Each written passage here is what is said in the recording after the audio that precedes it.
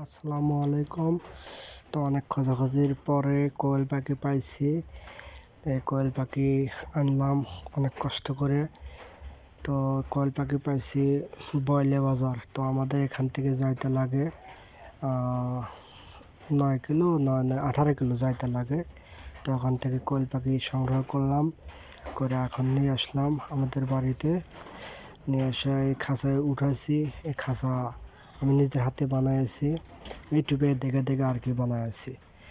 তো কোয়েল পাখির সম্পর্কে কে কতটুকু জানেন এটা কমেন্ট করে জানাবেন।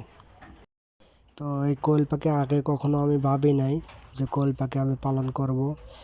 তো আমার বিয়েই এই কোয়েল পাখি 10টা কিনছে। তো আমরা ঢাকায় ছিলাম, 10টা কিনছে, কিনা দেখলাম ভালোই ডিম দেয়।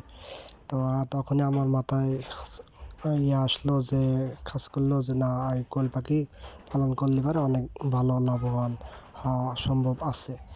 তো বিয়ের সাথে পরামর্শ করলাম বিয়ে তাহলে কি করা যায়, কোয়েল পাখির যদি খামার করি অল্প টাকা খরচে। তো বিয়ে বললো যে হ্যাঁ, সমস্যা নেই, করতে পারেন। আপনারা সবাই দোয়া করবেন আল্লাহ তাআলা যেন আমাদের ছোট্ট খামারের জন্য বারেকা দান করেন।